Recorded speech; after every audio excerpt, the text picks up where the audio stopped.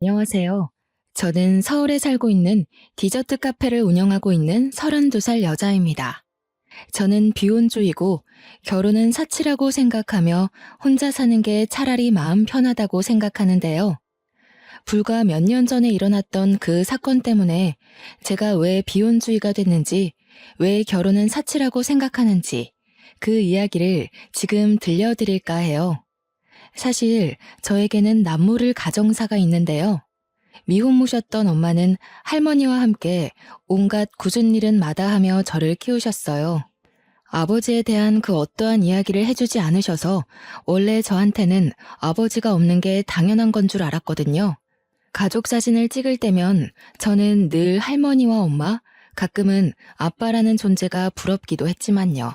저에게 아낌없는 사랑을 주셨기 때문인지 아버지의 빈자리를 금방 잊고 지냈답니다. 어렸을 적 엄마가 교통사고로 갑자기 돌아가셔서 나이 많은 외할머니가 저를 홀로 키우셨거든요. 할머니는 엄마 아빠 없이 자란 티 나면 안 된다며 부족함 없이 키우시려고 식당에서 일도 하시고 밤에 잠도 못 주무시며 집에서 종이를 접는 부업까지 하시면서 저를 뒷바라지 해주셨습니다. 그런 할머니가 제가 고등학교 2학년이 되던 해 노환으로 돌아가셨어요. 세상에 저 혼자밖에 없음을 몸소 깨달으며 평생 쏟을 눈물을 그날 다 쏟은 것 같아요. 할머니를 보내드리고 슬픔을 겨우 가라앉히며 유품을 정리하고 있었는데 제 베넷 저고리가 담긴 작은 상자를 발견했습니다. 김도진이라는 이름과 함께 주소가 적힌 종이, 그리고 할머니의 편지가 담겨 있었죠. 아람아, 할미다. 아마도 아람이가 이 편지를 읽을 때면 할미는 이 세상에 없을 게야.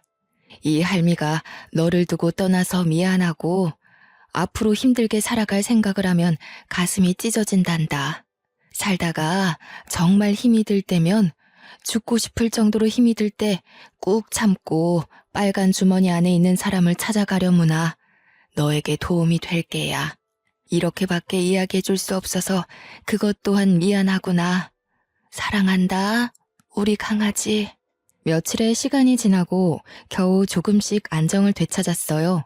그도 그럴 것이 이제 정말 저 혼자 살아가야 했기에 정신을 바짝 차릴 수밖에 없었거든요. 엄마와 할머니는 일가 친척도 없었던 터라 앞으로는 저 혼자 먹고 살아야 했기에 어떻게 해야 할지 막막했어요. 그 작은 박스는 장롱 구석에 더 열어볼 겨를도 없이 장롱 속 깊숙이 처박아 두고 점점 잊고 살게 되었죠. 할머니가 남겨주신 엄마의 사망보험금과 일을 하시며 어렵사리 조금씩 모아두신 2천만 원이라는 돈으로 남은 고등학교 학비와 방세를 내며 지낼 수 있었어요. 다행히 제 사정을 아는 구청 직원의 도움으로 구청에서는 쌀과 반찬을 지원해 주시고 하셨고요.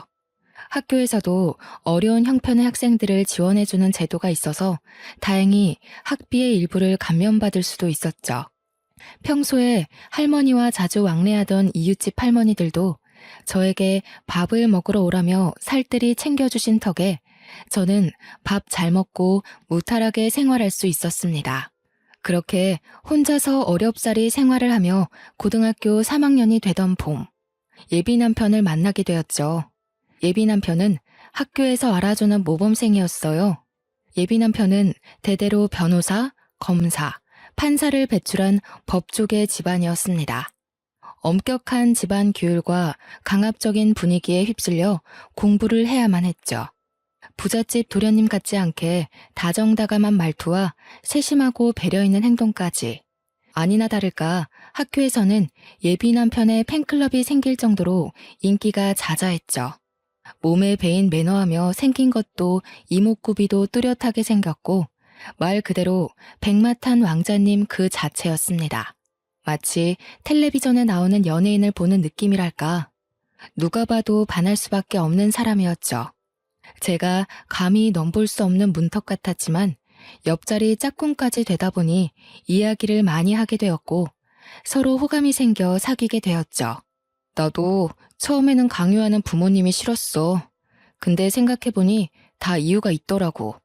그렇게 하지 않으면 과연 지금의 내가 있었을까 싶기도 해. 우리 부모님도 그러셨겠지.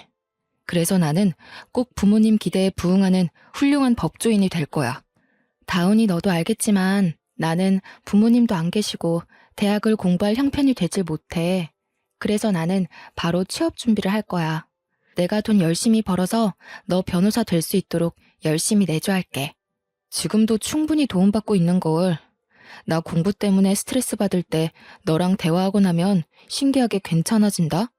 그래서 늘 마음의 빚을 지고 있는 것 같아. 항상 고맙게 생각해. 내가 변호사 돼서 너 사모님 소리 듣게 해줄 거야. 믿어줄 거지? 말이라도 고마워. 당연히 믿지. 그리고 우리 사이에 빚이라는 말은 하지 말자. 내가 해줄 수 있는 유일한 건데 당연히 그렇게 해줘야지. 힘들고 지치면 언제든지 나한테 기대도 좋아. 내가 늘 옆에 있어줄게. 그렇게 예비 남편은 대한민국에서 알아주는 내노라 하는 대학의 법학과로 진학을 하게 됐어요. 저는 앞으로 먹고 살 것이 더 큰 문제여서 저에게 대학 진학은 사치였고 대학을 생각할 겨를이 없었죠. 대학 등록금이며 학비, 생활비를 감당할 여유가 없어서 저는 닥치는 대로 돈을 벌어야 했습니다. 나이가 어리다는 이유로, 사회 경험이 부족하다는 이유로 번번이 면접에서 탈락하곤 했지만 우연히 좋은 기회로 한 디저트 카페에 취직이 되었고 이 디저트 카페에서 일한 것을 우연으로 저는 디저트, 커피 분야에 관심을 갖게 됐습니다. 시간이 흐르고 예비 남편은 대학 졸업하고 사법고시를 준비하게 됐어요. 엄격한 집안이라 사법고시를 준비하는 기간에는 오로지 고시에 몰두하라며 다른 요인에 방해받지 않게 집에서 교육비 이외의 금전적인 지원을 모두 끊어버렸습니다. 그래서 저는 아르바이트를 하며 모은 돈을 예비 남편에게 주며 이것으로 생활하고 보태주었죠. 어머머, 내가 정말 면목이 없어. 내가 어떻게 이 돈을 받니? 내가 정말 사법고시에 보란듯이 합격하면 부모님한테 너부터 인사시킬 거야. 우리 이 시기만 무사히 지나면 결혼하자. 약속할게. 다운아, 그렇게 생각해주는 건 고마운데 지금은 고시에 합격하는 게 중요하니까 너는 공부만 해. 내가 어떻게든 옆에서 열심히 뒷바라지 할 테니까 부모님 기대 저버리지 말고 열심히 해. 그래야 부모님도 기쁘고 나도 기쁘지. 힘들어도 조금만 고생하자. 응?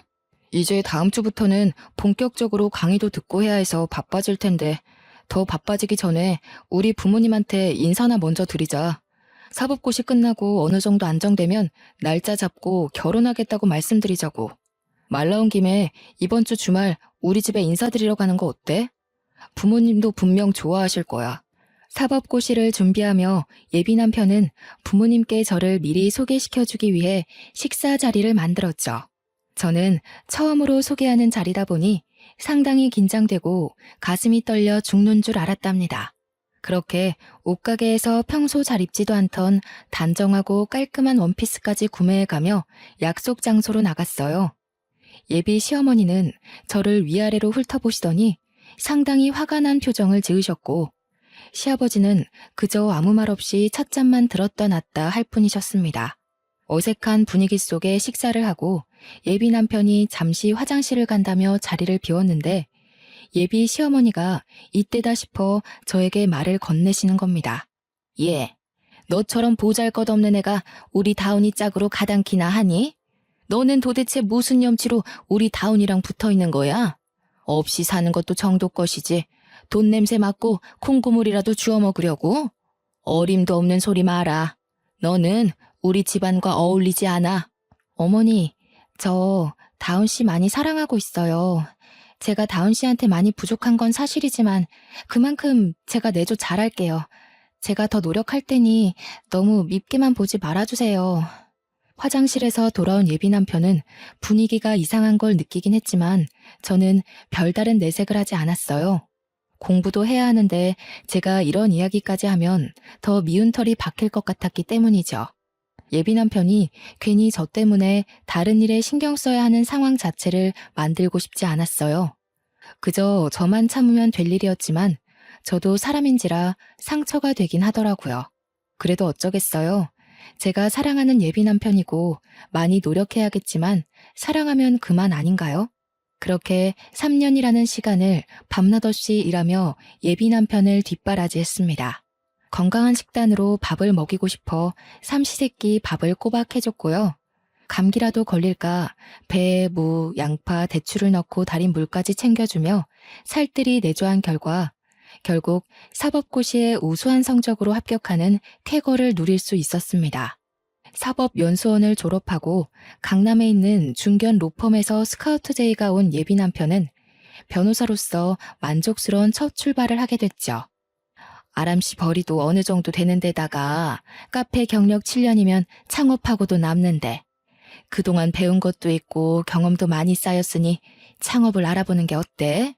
에이, 사장님, 너무 앞서 나가셨는데요. 저는 아직 돈도 더 벌어야 하고 제 주제에 무슨 카페 창업이에요. 사장님 말씀은 감사하지만 저는 아직 배워야 할 게 많은 일개 직원이에요. 저는 아직 사장님 카페에서 더 일하고 싶다고요. 나야 물론 아람씨 직원으로 계속 두고 싶지. 아람씨 디저트 만들거나 커피 내리는 거 보면 여느 파티시에 못지않게 감각도 있고 그 능력이 아까워서 내가 아끼는 마음으로 말해주는 거라고. 다시 생각해봐도 직원으로만 두기에는 너무 아까운 인재란 말이야. 제가 과연 카페를 차리면 사장님만큼 번창할 수 있을까요? 아직 배워야 할 게 많은데. 저 배우기만 했지 제대로 된 자격증도 없는걸요. 그게 뭐가 문제야? 자격증이야 실력 좋으니 한 번에 떡 붙을 거고. 아람씨 실력이면 어딜 가든 성공하고도 남는 실력이란 말이야. 주눅 들지 마. 우리나라는 이게 문제야. 꼭 자격증으로만 사람의 수준을 판단한다니까. 아람씨, 내가 도움 줄 수 있으면 얼마든지 도와줄 테니 걱정 말고 창업 준비해보는 게 어때? 시간이 조금 흐르고 제가 카페에서 일을 하게 된 지 7년 차가 되었을 때 사장님은 저에게 이제는 창업을 해볼 때가 되지 않았냐고 물으셨죠. 때로는 딸처럼 다정하게 챙겨주시기도 하고 디저트와 커피를 배울 때는 엄격한 선생님이셨고 저의 사정을 잘 알고 계셨던 사장님은 저에게 아낌없는 가르침과 친절을 베풀어 주셨습니다.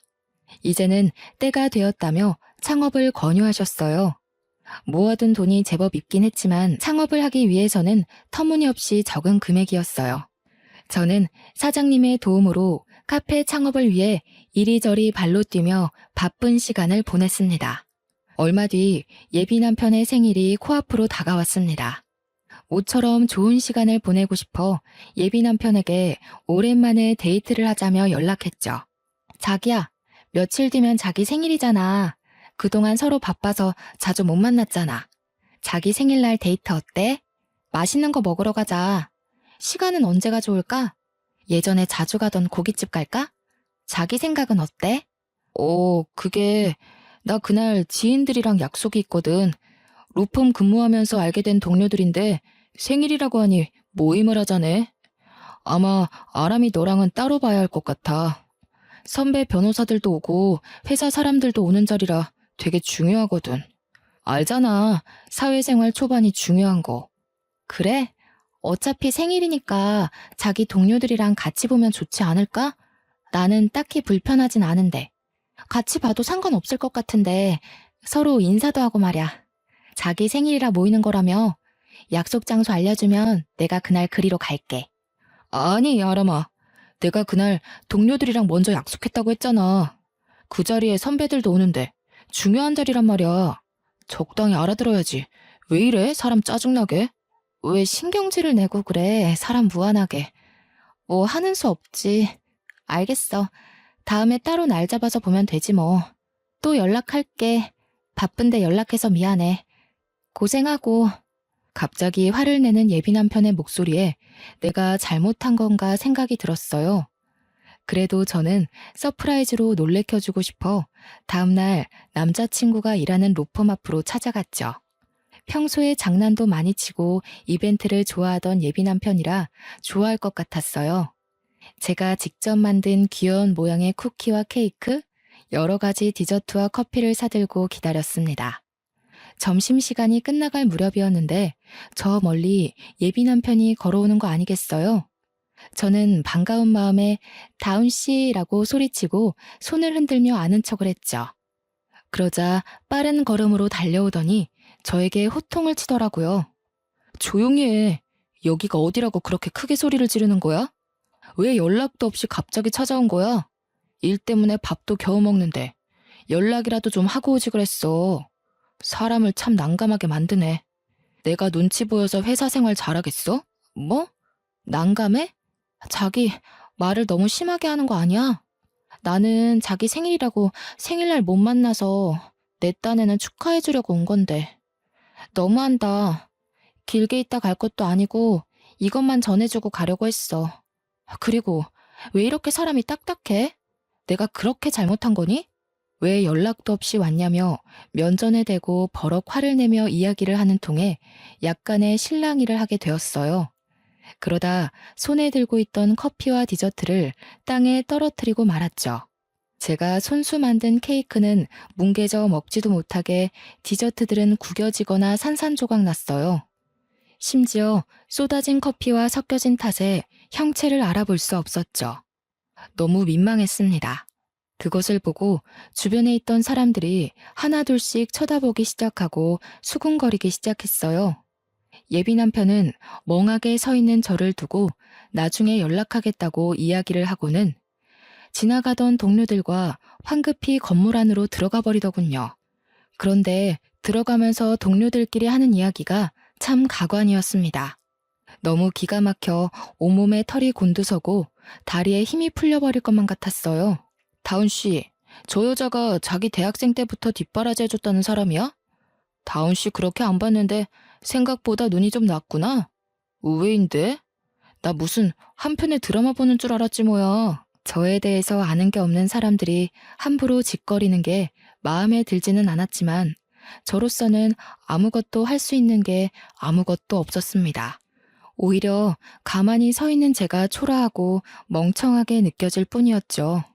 눈물을 머금고 버려진 디저트와 커피들을 정리하고 쓸쓸히 카페로 돌아왔습니다. 내일 사용할 재료 손질, 커피 원두 상태 확인 등 정신없는 시간을 보내려고 했어요. 그런데 이게 웬일입니까?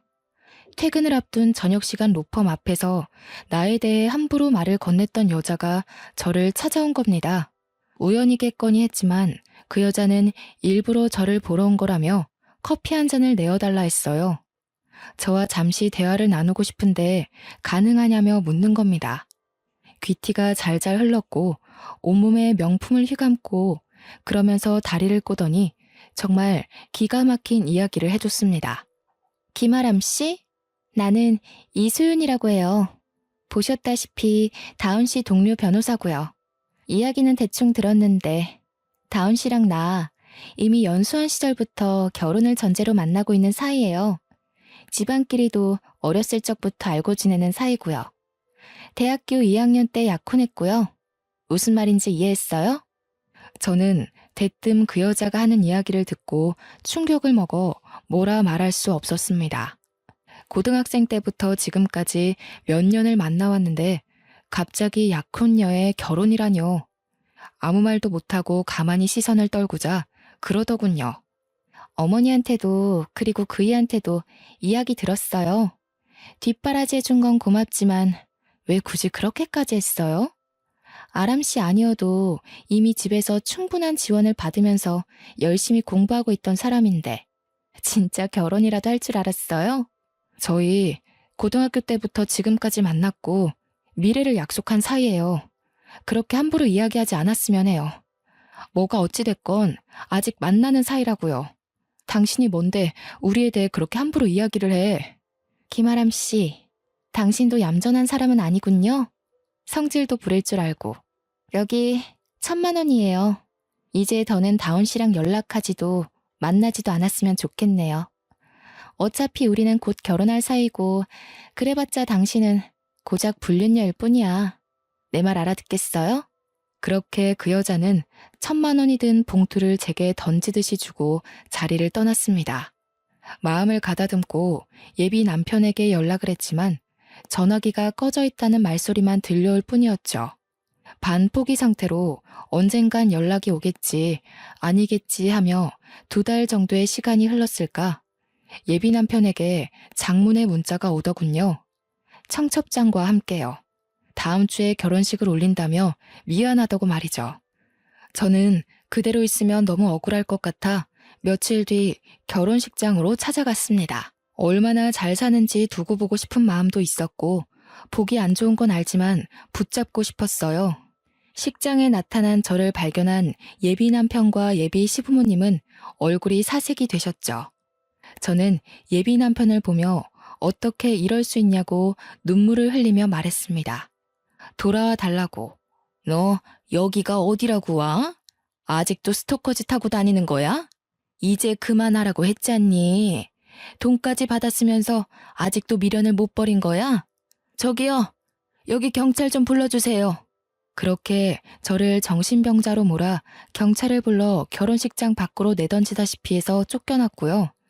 졸지에 전 남친을 스토킹하며 결혼식까지 찾아온 미친년이 된 저는 비참해진 제 모습을 보며 겨우겨우 집으로 돌아왔어요. 혹시라도 예뻐 보이면 다시 돌아오지 않을까 해서 오랜만에 한 화장은 번질 대로 번져 있었고 머리는 헝클어져 있고 정말 제가 봐도 가관이었거든요. 도저히 이대로는 못 살 것 같아 다른 지역으로 이사를 가야겠다고 생각하며 집을 정리하는데 할머니가 제게 남겨주신 작은 상자를 다시 보게 됐습니다. 박스 안에 놓여있던 이름과 주소가 적힌 쪽지를 발견한 저는 곰곰이 생각에 잠겼죠. 이 사람이 과연 어떤 사람일까 하고 궁금증이 생긴 저는 종이에 적힌 주소를 찾아가기로 마음먹었어요. 물어물어 찾아간 곳은 드라마에서나 볼 법한 궁궐 같은 부잣집 저택이었습니다. 조심스레 초인종을 눌렀는데 어떻게 왔냐는 물음에 제 이름을 대며 김도진이라는 분을 만나뵈러 왔다고 하니 문을 열어주더군요. 집 안으로 들어서니 중후하고 인자한 모습의 중년 부부가 앉아 있었어요. 누가 나를 찾아왔다길래 손님이니까 일단 들어오라고 했어요. 나를 어떻게 아는 분인가요? 저는 김아람이라고 합니다. 저희 엄마 성함은 이선영이고요. 저는 어릴 적 엄마가 돌아가셔서 부암동 근처에서 할머니가 홀로 저를 키워주셨어요. 이사를 가기 전에 짐 정리를 하며 할머니 유품을 살펴보는데 이름과 주소가 적힌 종이가 있었습니다. 잠시만, 누구라고요? 엄마 이름이 이선영. 그럼 그럼 아가씨가 내 딸이란 말인가?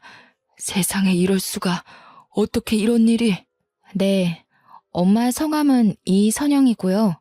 어머니는 제가 어렸을 때 사고로 돌아가셨는데 할머니와 둘이 살았고 할머니도 제가 고등학생 때 돌아가셔서 지금은 저 혼자고요. 저희 어머니와 아시는 분인가요? 차 한잔을 하며 제 이름과 엄마 할머니의 이야기, 살던 곳의 이야기를 하니 가만히 듣던 중년 남성이 찻잔을 떨어뜨리며 소리 없이 눈물을 흘리는 거 아니겠어요? 알고 보니 그 중년 남성은 바로 제 친아버지였던 거예요. 저는 제 눈앞에 펼쳐진 놀라운 사실에 충격을 받아 쉽사리 마음을 진정시킬 수 없었어요. 친아버지라는 분이 계속 말씀을 이어나가셨어요. 엄마는 아버지와 대학 시절 만나 너나 할 것 없이 사랑에 빠지셨대요. 아버지 집안에서는 가진 것 없고 부족함이 많은 엄마를 완강히 반대하셨답니다. 두 분을 만나지 못하게 하려고 아버지는 반강제로 군대를 가게 되셨고 전역을 하자마자 숨 쉴 틈도 없이 경영 수업을 받기 위해 미국 유학길에 오르셨어요. 엄마는 당시 저를 임신하고 있었고 이 사실을 처음에는 알리려 했으나 자신 때문에 미래가 창창한 사람 발목 잡히게 할 수는 없다며 할머니와 함께 조용히 저를 낳아 기르신 거였고요. 내가 한국으로 돌아와서 너희 엄마를 다시 만나려 얼마나 애썼는지 모른다. 사람을 시켜 겨우 선영이가 있는 곳을 알아내 찾아갔지만 할머니가 엄마는 없다며 절대 못 만난다고 나를 막으셨지. 그동안 한 번도 엄마나 할머니께 아버지에 대한 이야기를 들은 적이 없어요. 저는 지금 이 상황 자체가 엄청 당황스럽네요. 정말 제 친아버지가 맞으세요? 미안하다. 선영이한테 딸아이가 있다는 사실은 나중에 알게 됐단다. 다시 찾아간 뒤에는 이미 흔적도 없이 이사를 가버린 뒤였어. 어떻게든 선영이를 만나려고 수소문했다. 우연히 대학 동창 녀석이 얼마 전에 선영이 장례식에 다녀왔다며 이야기하길래 그 길로 어렵사리 다시 찾아갔지. 그때는 또 이미 죽고 없는 사람 뭐하러 찾느냐며 매몰차게 대하시더구나. 몰랐던 사실을 알게 된 저는 정말 혼란스럽기 그지없었죠. 할머니께서도 살아생전 저에게 아버지에 대한 이야기 해주신 적도 없고 갑자기 나에게 친아버지가 생긴 터라 어찌할 바 몰라 그저 어버버하고 멍한 표정을 짓는 게 전부였습니다. 힘들고 어렵게 살던 시절이 생각나 화가 나기도 했지만 돌아가신 엄마와 할머니가 생각나 서글프기도 했습니다. 내가 먼저 널 찾아갔어야 했는데 미안하구나. 이제라도 아버지 된 도리를 하고 싶은데 너만 괜찮다면 이 집으로 들어와서 살지 않겠니? 내가 그동안 해주지 못해 죄스러운 마음뿐이란다.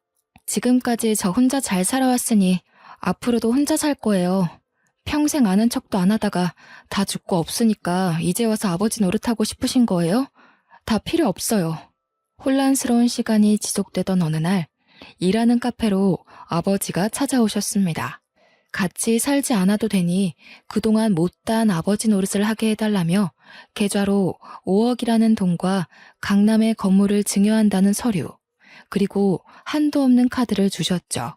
사고 싶은 것, 먹고 싶은 것, 이것저것 원하는 것 모두 하라시는데 어떻게 돈을 써야 하는지 큰 돈을 본 것도 처음이라 그저 눈만 꿈뻑꿈뻑 할 뿐이었어요. 제가 면전에 대고 너무할 정도로 화를 내고 온 것 같아 죄송하다 사과드리고 마음은 감사하지만 절대로 받을 수 없다며 한사코 거절 의사를 밝혔습니다. 그동안 고생했던 시간을 되돌아보며 이대로는 살 수 없겠다 생각했죠. 돌아가신 엄마나 할머니도 더 이상 제가 힘들게 사는 것을 바라지는 않으셨을 테니까요. 그렇게 아버지께 받은 재산으로 디저트 카페 창업을 위해 알아보러 바쁘게 다니기 시작했습니다. 아버지는 아직 나이도 어리니 창업도 좋지만 해당 분야에 대해서 공부를 조금 더 해보는 것이 어떠냐 하시며 프랑스로 유학을 보내주셨어요. 저는 이별의 슬픔을 잊기 위해 앞으로의 미래를 생각하며 좋은 기회로 프랑스 파티시의 육성 전문기관으로 2년간의 유학을 떠나게 되었습니다. 2년 뒤 유학을 마치고 돌아와 제 이름을 걸고 시작한 카페는 인터넷에서 연예인과 사람들이 많이 찾는 유명한 맛집으로 소개될 정도로 성공적이었습니다. 물론 아버지의 도움이 컸고 예비 남편이 다녔던 회사 근처라 조금 찝찝하긴 했지만 전 어렵사리 이룬 제 꿈을 위해 다른 사람의 눈치를 볼 겨를이 없었거든요. 강남에 증여받은 건물 1층에 카페를 차렸는데 맛집으로 소문이 나며 인터넷으로도 많이 알려지게 됐죠. 어느 날 매장을 정리하고 있는데 예비 남편이었던 사람이 찾아왔습니다. 아람아, 그동안 잘 지냈어? 많이 변했네. 그렇게 원하던 카페도 차리고.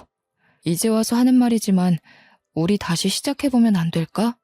너 그렇게 보내고 나 정말 많이 후회했어. 이제라도 날 다시 봐줄 수는 없겠니? 뭐? 야, 이다운, 너 여기가 어디라고 감히 찾아오고 난리야.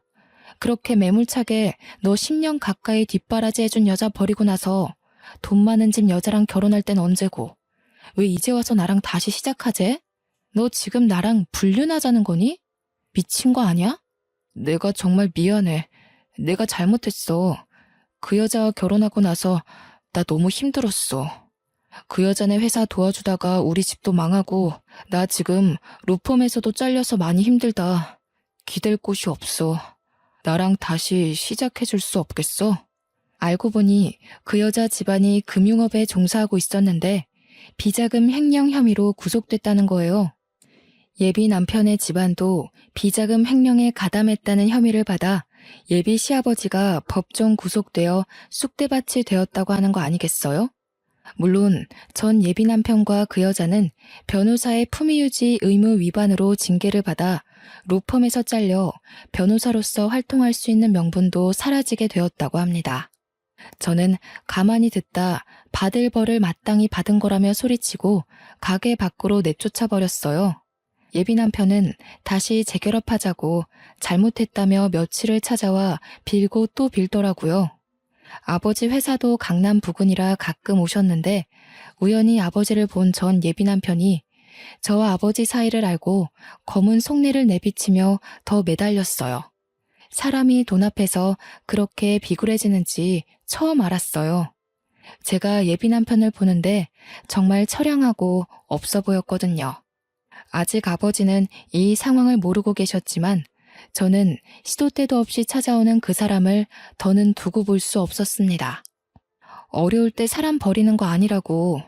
필요할 때 실컷 뒷바라지 해주니 쓸모 없어지니 버려. 내가 말을 안 해서 그렇지. 너네 집에 처음으로 인사드리러 간 날. 나 없이 살았다고 얼마나 나를 못마땅하게 생각하셨는데 난 더 이상 당신 같은 사람들한테 재활용품 취급당하며 살 이유 없어. 그러니 꺼지란 말이야. 지치지도 않는지 마음을 받아줄 때까지 안 나가겠다고 완강하게 버티는 것을 직원을 시켜 경찰에 신고한 뒤에야 일을 마무리할 수 있었습니다. 경찰에 신고하고 철창에 갇히고 싶지 않으면 나가라고 소리치는데 꼬리를 내리며 황급히 빠져나가는 그 모습이 너무 우스웠어요.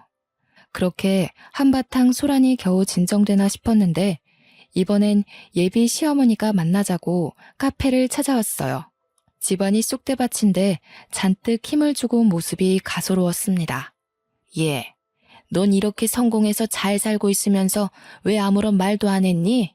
내가 다시 잘 되게 해줄 테니 너희 아버지한테 말해서 작은 변호사 사무실 하나라도 차려달라고 말해봐.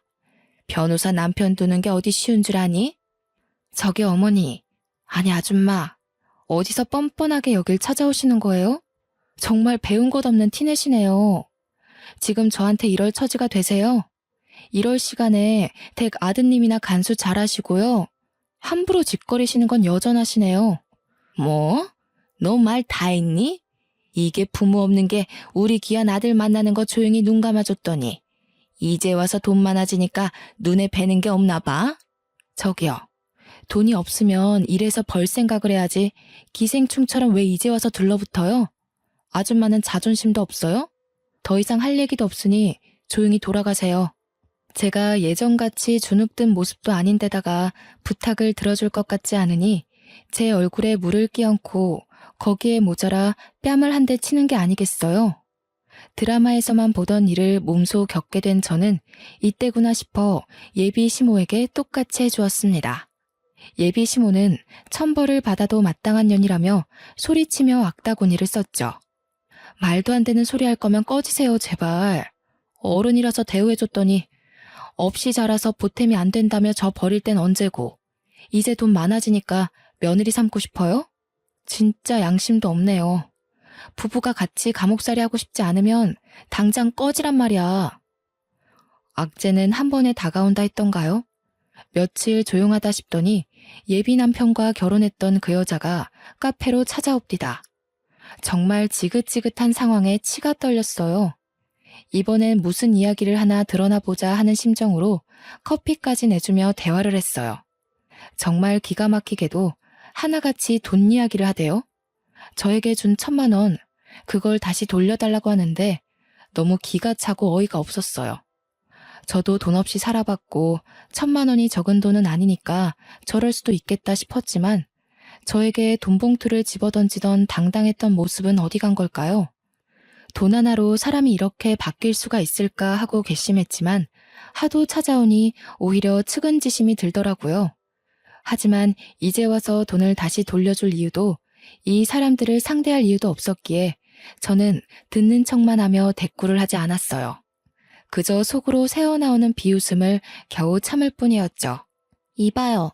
내가 이렇게 무릎 꿇고 이야기하잖아요. 제발 내 사정 좀 봐줘요. 그 1,000만 원 다시 돌려줘요. 다운 씨한테 이야기 들었을 거 아니에요? 그러지 말고 저 하나 살려준다 생각하고 1,000만 원 다시 돌려줘요. 듣자 하니 진짜 어이가 없어도 너무 없네. 끼리끼리 만난다더니 다운 씨부터 어머니 그리고 당신까지 세트로 난리 부르스네요. 요즘 내가 너무 재밌어 죽겠어요. 아니, 아무리 돈 앞에 장사 없다더니 왜 이렇게 비굴해졌어요? 제발 이렇게 빌게요.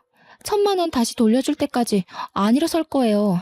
나를 봐서라도 그 1,000만 원 돌려주세요. 그 여자는 정말 1,000만 원을 받아가려는 속셈이었는지 제가 무시하고 직원 휴게실로 가려 하자 뒤에서 제 머리를 확 낚아채며 입에 담지도 못할 온갖 욕설을 해대기 시작했습니다. 상황도 상황이지만 카페 안에 손님들도 있고 시끄러워져 봤자 좋을 게 없어서 경찰에 신고 좀 해달라고 소리치고 아무런 대항도 하지 않았죠. 결국 손님 중 한 분이 놀래서 신고를 해주셨고 경찰이 온 뒤에야 제 머리채를 놓고 끌려나갔어요. 예상은 했던 상황이지만 계속 반복되는 탓에 저는 조금씩 지쳐갔습니다. 더는 상대하고 싶지 않았거든요. 뭐가 어쩌고 어째? 야, 너 말 그렇게 하는 거 아니지. 없는 거 보태줬더니 은혜는 못 갚을 망정 이렇게 나오겠다 이거야? 너 지금은 내가 이렇게 그냥 가지만 두고 봐. 후회하게 해줄 거야. 한 번만 더 오면 접근 금지 명령에 나한테 그동안 줬던 모욕감 그리고 지금 돈을 갈취해 가려던 것까지 모두 신고해서 싸그리 감옥에 쳐넣을 거예요. 내가 못할 것 같아? 궁금하면 어디 해보시던가. 정말 미친 여자처럼 저한테 악다구니를 쓰는데 저도 같이 소리치며 엄포를 놓았죠. 그 뒤로 다행히도 카페로 연락이 오거나 찾아오는 일은 없었습니다. 제가 악바리 소리까지 들어가며 돈을 아껴 예비 남편을 뒷바라지해준 시절 허무하게 지나가버린 20대 청춘이 자꾸 생각나 서러움에 눈물만 나왔습니다. 그 뒤로도 예비 남편은 잊을만 하면 연락을 하고 카페 앞으로 자꾸 찾아오는 통에 업무가 방해가 되어 도저히 안 되겠다 싶었어요. 우선 카페에 있는 CCTV 기록 내용을 모두 다운받아서 증거로 모았습니다. 그들을 업무 방해죄, 모욕죄, 협박죄 등의 명목으로 고소를 진행하기로 결정했고요. 아버지는 모르고 계셨던 일이지만 저 혼자만으로는 안 될 것 같아 결국 말씀을 드렸어요. 아버지는 노발대발하시며 그들을 당장 잡아 감옥에 쳐넣겠다고 화를 내셨죠. 아람이 너는 그동안 왜 말을 안 하고 있었니? 이 아버지가 뒤에 있는데 뭐가 무섭다고 혼자 끙끙대고 있었어. 내 이것들을 그냥. 김비서, 당장 집으로 김 변호사 오라고 해. 당장. 아버지의 회사의 고문 변호사님을 통해 할 수 있는 모든 법적 조치를 취하기로 했습니다. 추가적으로 경찰에 접근 금지 명령도 요청했고요. 각각 집행유예, 벌금형 선고받았는데 자신들한테 너무한 거 아니냐며 저를 명예훼손으로 고소할 거라고 난리를 치더라고요. 돈에 허덕이며 버티던 그들은 먹고 살 여윳돈마저 없어지는 상황에 처하게 됐죠. 저에게 찾아와 앞으로 착하게 살 테니 고소를 취하해달라며 무릎 꿇고 빌더라고요. 그렇게 어느 정도 시간이 흐른 뒤 카페도 안정을 찾아가게 됐습니다. 주변 맛집, 인테리어 맛집으로 소문이 났어요. 의류 쇼핑몰 잡지사에서 사진 촬영을 하러 장소 협찬을 하기도 하고요. 유명 연예인들도 많이 오는 핫플레이스로 자리 잡게 되었죠. 오랜만에 아버지 집에 들러 식사를 하던 중이었어요. 아람아, 이제 어느 정도 자리를 잡아가고 있으니 결혼을 생각해보는 게 어떠니? 나이도 나이인지라 30 되기 전에 하면 좋을 것 같은데 원한다면 좋은 자리로 알아봐 줄까? 아버지도 아시겠지만 저는 결혼의 뜻이 없어요. 아직까지는 저 혼자가 좋아요. 일을 하는 것도 재밌고 많이 즐겁거든요. 차라리 저 혼자 잘 먹고 잘 사는 게 제일 좋은 것 같아요. 아시잖아요, 아버지도. 가족이라는 울타리도 인생을 살아가는 데 있어서 안정감을 찾는 데는 제격이지. 언제나 너의 뜻을 존중해 주마. 혹시라도 생각이 바뀌면 말해주렴. 좋은 혼처를 알아볼 테니. 네, 그럴게요. 말씀만으로도 감사드려요. 그동안 어떻게 지냈든 앞으로는 저만을 위하며 살아보고 싶어요. 감사합니다. 물론 마음이 맞는 좋은 사람이 나타나면 생각이 달라질 수도 있겠지만 지금 제 선택에 있어 후회는 없습니다. 아, 그들은 어떻게 됐냐고요? 물론 그들과 사이좋게 합의하고 고소는 없던 일로 하며 잘 지낼 수 있었지만 저는 그들을 용서하지 않기로 했답니다. 아버지도 나중을 생각해서라도 가만두면 안 된다고 하셨어요. 분명 언제든 다시 덤벼올 것이라면서요. 결국 고소를 취하지 않았고 저는 정신적 피해 보상을 요구하는 소송도 제기했습니다. 허무하게 지나가버린 제 20대 청춘을 돈으로 가치를 매길 수 없었지만 그들에게 어떤 방법으로든 보상을 받고 싶었거든요. 그들은 집행유예를 선고받은 이후에도 저 몰래 카페에 찾아와 행패를 부리다 직원이 신고를 해 결국 가중처벌되어 법정 구속이 됐고요. 현재 두 모자와 그 약혼녀는 감옥에서 행복하게 살고 있을 겁니다. 지금 생각해보면 어렸을 적부터 지금까지 제 인생은 정말 파란만장했던 것 같아요. 다시는 생각하기 싫은 기억이지만 이 또한 인생의 가르침 아니겠어요? 저는 당분간은 카페를 운영하며 체인점도 내볼 생각입니다. 조금 바쁘게 지내보려고요. 제가 가장 좋아하는 명언이 있어요. 여러분들에게도 들려주고 싶네요. 이 슬픈 세상에서 슬픔은 누구에게나 찾아온다. 슬픔을 완전히 해소할 수 있는 방법은 시간밖에 없다. 사람들은 시간이 지나면 괜찮아질 것이라는 사실은 당장에 깨닫지 못한다. 그러나 이것은 실수다. 우리는 반드시 다시 행복해진다. 에이브러햄 링컨의 명언인데요. 제가 제일 좋아하는 말이기도 합니다. 아무리 고난과 시련이 닥쳐도 슬픔이 내게 다가와도 결국 시간이 지나면 사라지기 마련이죠. 앞으로 누구보다 열심히 살며 지난 과거는 다 잊고 미래의 저를 위해 행복하게 살아가 보려 해요. 저는 반드시 행복해질 거거든요. 저의 긴 사연을 읽어주셔서 감사드리며 여러분의 앞날도 앞으로 행복한 일만 가득했으면 좋겠습니다.